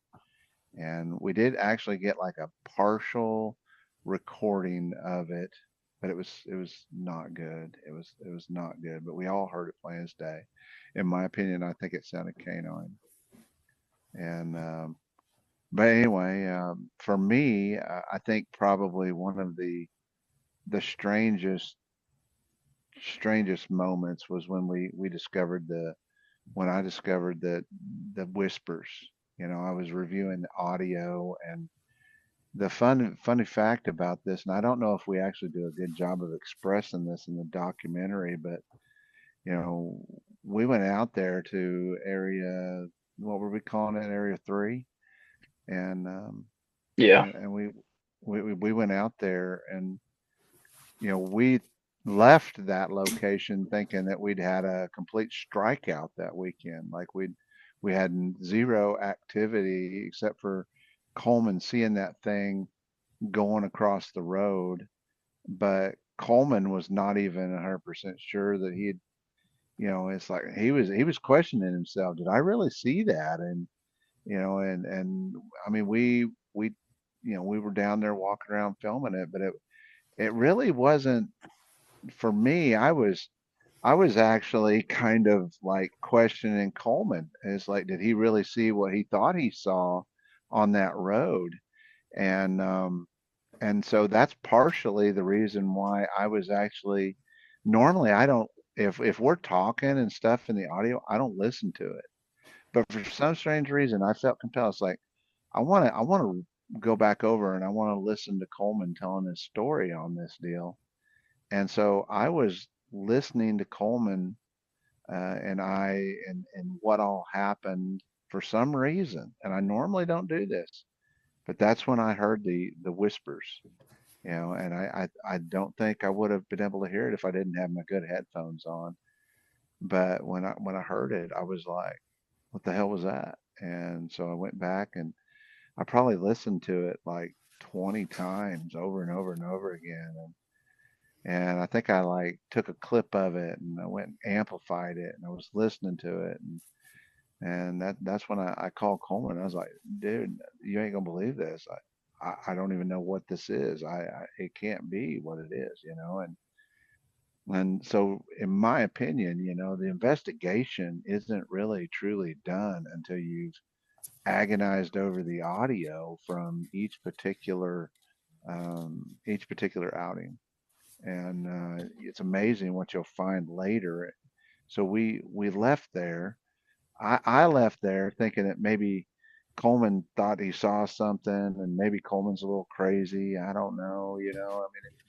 I mean, people think they see things in the middle of the night, and your eyes play tricks on you, and so we kind of left there with kind of maybe and then it wasn't until, I mean, what was that, like a week and a half later that I found that. Yeah, that It, sounds right.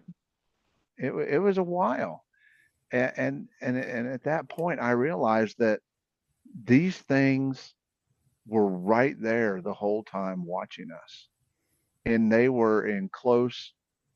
They were real close. I think at one point we figured out that they were within like 25 feet of us in the woods, and that just that the realization that we are so you know ill-equipped to go into the woods looking for these things. It was just I don't know. It was kind of overwhelming to realize that we're like blind newborn babies roaming around in the woods, thinking that we're like so smart and so aware, and leaning so heavily on our technology. These things outclass us, coming and going all day long. Their children outclass us in the woods. And to me, it's just the whole thing is just it's an amazing. It's such an amazing endeavor to try to contact these things, document these things, just to learn one little thing about these things is quite a it's an honor to be in search of these things, and it's true. It truly is a noble search. It's a noble mystery to pursue. So That is very true. Thank you for sharing all that. That's beautiful. It's a lot of parallels in our work as well and what we do. Oh man. yeah, I have a lot more respect for paranormal researchers today than I did, 3-4 years ago. So Yeah. I had so many more questions about physical stuff, but uh, what was when you first watched the Patterson Gimlin? What was the thing that stood out to you guys? Because I know the things that stood out to me, but I wanted to hear the things that stood out to you guys before I mention my stuff.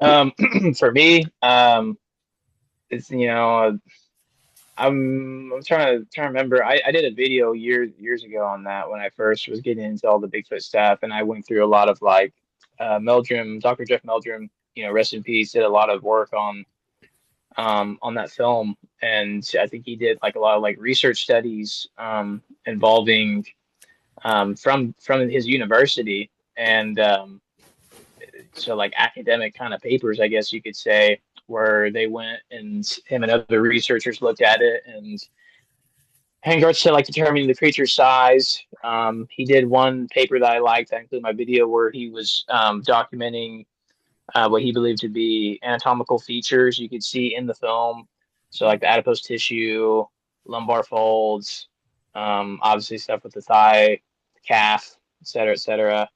Um, I guess the most interesting thing to me about it is just, I don't know. I guess it's just, it does stand out with whatever you think about it. You know, obviously that film has been looked at for a very long time.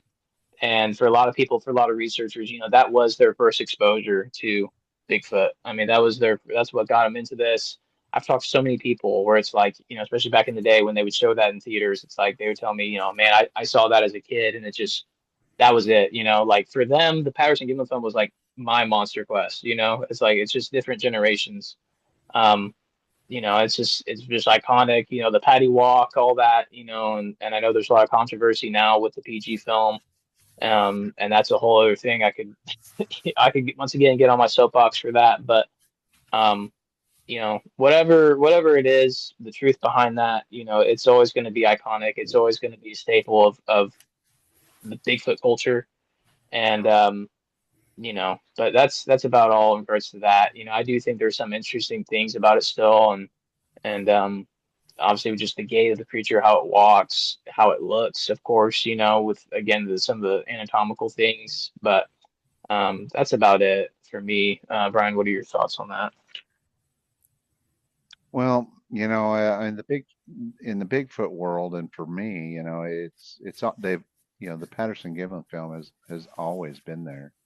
The only people that remember, watching that when it first came out and being new are, pretty old folks. And so, it was kind of like it was old, and whenever I stumbled on it the first time, and I thought it was interesting and definitely compelling, for sure compelling. I know the one thing that always struck me as odd was that one frame where you could see the toes rise up as she is dropping her foot. I always found that to be extremely compelling because what it would take to do that in a suit would be pretty amazing. And I think that there's a lot of controversy right now coming around about this new documentary that's coming out, and it's like the stupidity of the Bigfoot world. And I'm gonna go ahead and I'm gonna throw a rock here. Man, I have seen hundreds of YouTube videos of people, claiming that it's confirmed that the Bigfoot Patterson Gimlin film is a hoax. It's this, it's that. You see hoax on the thumbnail and all this stuff. Confirmed hoax. Blah blah blah blah blah. You know, Patterson's son is coming out and he's saying this and blah blah blah blah blah. But you know, I mean, what? Three of those people that actually got to see the thing for real are saying that it's a hoax. And then there's a bunch of people that have actually got to see the screening, the special screening, that they're saying, oh no, it doesn't even look anything like Patty. It's a completely different suit. It's ridiculous. And so, there's one thing that I have learned about the Bigfoot community is that apparently the Patterson Gimlin film is like the holy grail for the Bigfoot community. It is the sacred cow, if you will. And so there's not a better way to get your 15 minutes of fame or your 15 million views, nowadays, than to attack the sacred cow. You go after the sacred cow. And if you go back and you look historically, it's like every 10 years, it's been out for 50 years. Every 10 years or so, or, give or take a couple of years here and there, somebody comes out and makes some, outlandish claims. Hieronymus said that he was the guy in this suit, and then you have somebody come back, like MK Davis, And he's saying, "Oh yeah, I've stabilized it and I've done all this and enhanced it, and and that was good work." And then a couple years later, he was coming out saying that it was a massacre with Bobby Short and everything. And so, it's like every few years there's another, wave of, drama and stuff, that goes along with it, because no matter what, if times aren't looking real good or your popularity isn't what it was 5 years ago, you can always, get a million views by attacking the sacred cow again. We're going to beat that pinata up a little bit more, and so, the Patterson Gimlin film has thus far withstood a incredible amount of scrutiny, and in my opinion, been relatively unscathed. Yes, there are a lot of questions about Patterson and Patterson's behavior and the way he handled things and everything, and but there's always questions about people and why they do the things they do. But at the end of the day, I don't. I'm going to withhold my judgment. You notice if you go on the Red Dirt Cryptids page, you're not going to find any Patterson Gimlin video opinions on there because I haven't seen it. I haven't seen the video. I haven't seen the documentary, and I think that the people within the Bigfoot community should take note of who all is, you know, making money, getting views and stuff when they admit that they haven't even seen it themselves. You know, and but they talked to somebody that saw it and blah blah blah blah blah. It's like, okay, I mean, so all I'm saying is there's people out there that are peddling content, and then there's people that are trying to do their best to stick to the evidence and stick to the facts, and trying to keep their nose clean, if you will, do good work. At Red Dirt Cryptids, we try to do good work and we try to keep our nose clean. Um, and it is tough, but at the end of the day, I feel proud of the stuff that we do, even if some of the stuff is a little bit controversial, even if I'm not completely comfortable with some of the work that we do. Some of the stuff in the Whispers in the Woods is definitely outside of my comfort zone, but I can tell you that every little bit of that, it happened. And so we just kind of put this stuff out there. This is what happened. This is real. We can't necessarily explain it, but if but the stuff that's in there, it's recorded. It is recorded, and we did our best to analyze it, and hopefully, more people that have audio footage and stuff like that, or video footage that they can't explain, maybe it'll make them feel more comfortable coming forward and sharing that kind of stuff and throwing it out there for some scrutiny, and let's look at the evidence together. So anyway, I don't know. When it comes to the Patterson Gimlin film, you're opening up a can of worms, and it's always been a can of worms. So, but that's just my humble opinion. Whatever that's worth, not worth much. Thank you for sharing. Thank you, brother. I won't bore you guys to death, but right away it was the thing. Excuse me, when Patty Step had that huge stride, and I saw the reverberation of the force going through the leg, through the skin. I was like, that's an impossibility to be a suit, because even if that was Lycra, it wouldn't have that kind of shock factor, if you would. And I knew right away as soon as you saw a close up of that and the whole iliotibial tract injury that they had. I was like, oh, this is, dude, that's like, if you put that in the courtroom, that's like I'm sorry, but that to me was just like all the evidence I needed besides the detail and everything. Of course, as a kid, you're like, oh, that looks like fun. I don't really know. When you're an adult and you're kind of critically thinking about it, you're like, yeah, there's a lot of stuff here that doesn't make sense. They didn't have these materials at that time. The suit makers at this time, they weren't this sophisticated. So I knew right away this is real. Yeah. Um, Earlier to Everybody what you kind of guys go ahead. everybody gets their own opinion on that. Everybody kind of comes to their own truth when it comes to the Patterson Gimlin film. I don't disrespect people that disagree with the authenticity of it. I think that it's like a lot of things in the paranormal and in the Bigfoot community. You're going to kind of look at it through your own lenses and you're going to draw your own. But yes, there's a lot of little details in the Patterson Gimlin film that's very convincing.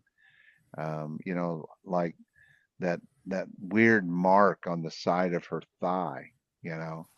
It was like it almost looks like to me like there's not a whole lot of hair on there. And when I see that thing, I'm sitting here thinking to myself, it's like, man, she walks and she brushes her arm against her thigh a lot to the point to where it's kind of wearing down the hair in that particular area. I know that, I wear boots a lot, and I know that like the hair on my legs, doesn't grow as much on the spots where my boots rub on my legs, and I that's kind of what I see whenever I'm seeing that, but I realize that's just my own personal experience allowing me to interpret that kind of stuff. Somebody else would say something about, fake stuff, but and the fact I think it's cool that, you can like see like the backbone in her back, and Yeah. you can see muscle depth and stuff. I mean,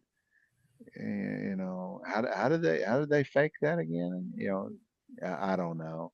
I think it is impossible as human beings to examine a piece of evidence without having a preconceived notion in your head of what you want it to be. And that's the tough. It's tough to be completely scientific and open-minded with everything that comes across your desk. So, Makes sense. Well, gentlemen, I feel terrible to say this, but we have reached our time cap. Um, oh, yeah. yeah. So before we go, I just want to thank you guys again for coming on. Open invite anytime you guys want to come on. We'd love to have you guys back on. I would definitely love to cover Todd Standing stuff when you guys come back on. Thank you for laughing, and I know you know what's up. You're trying to get me in trouble with half of my viewers, aren't you? No, we'll see. But I'm interested in your opinion on that. I'm interested. Obviously, you guys have a huge following, a lot of stuff. But just for the people who may not know you guys, can you guys please share some of your information that people can get a hold of you? Well, we're Red Dirt Cryptid Investigations. You can find us on, our primary outlet, of course, is YouTube. We have a Facebook page, which is kind of like the communication hub. If you want to reach us, to tell us about something that you've experienced or encountered, or if you have questions or something, the best way to reach us is through Facebook using Facebook Messenger. Just find us on the old Boomer book and hit us up. We answer questions, and we try to help. And but we're also, we're on TikTok, we're on Instagram, we're on we were on Rumble, but I recently pulled the plug on that. That was kind of a waste of bandwidth, unfortunately, because you'd think that Rumble would be more popular. It just ain't. It dead stick. We're on X, and let's see what else. I'm actually on LinkedIn. So I have a LinkedIn account as a cryptid investigator. So, and to date, I at one point in time, I'm fairly confident that I was the only cryptid investigator on LinkedIn, and but there. Yeah, so I was kind of proud of that for a while, but I'm sure somebody has kind of gotten on the ball there. I don't check that as much as I should. So, but anyway, you can find us. We're not hard to find, So and if you want, I can give you Coleman's phone number and we can put that out there. Yeah. Oh yeah, no, we're hanging out later on. Maybe not tonight, but maybe on the weekend, dude. Yeah, man, Yeah. for sure. Yeah, yeah, Awesome. we're close to each other. So, yeah, same. Obviously, Red Dirt Cryptids on YouTube. I will plug. I will plug the upcoming Dogman documentary we got in the works. It's done filming. I'm finishing up editing, and that should be coming out very soon. So, obviously, if you're interested in that, please subscribe to the channel. Trailer will be dropping soon as well. And super excited about that project. I'm really happy with how that turned out. So if you're interested, obviously go over to Red Dirt Cryptids and do all the good old YouTube stuff. Awesome. Thank you guys. Thank you very much, man. Yes, thank To the you. audience out there, like every episode, if you guys are interested in Jordan's QHHT, please go down to the description below and check out his contact information. I want to thank you guys again for being on the show. This has been really fun. Of course, there's like way more questions I have that are just like way off the wall because Bigfoot is such a crazy subject, but we all love it. With that all being said, for the audience out there, thank you guys for listening in on us. Please like the video or subscribe to the channel. And thank you guys for listening in. Good night and God bless.